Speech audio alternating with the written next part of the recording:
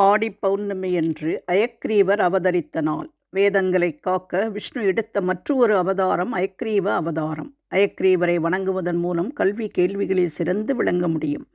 குழந்தைகள் கல்வியில் சிறந்து விளங்க அவரது ஸ்லோகத்தை 9 முறை சொல்லி வழிபட வேண்டும். அயக்ரீவர் ஸ்லோகம்: ஓம் ஞானானந்த மயம் தேவம் நிர்மலம் ஸ்படிகாக்ருதம் ஆதாரம் சர்வ வித்யானாம் அயக்ரீவர் உபாஸ்மகே.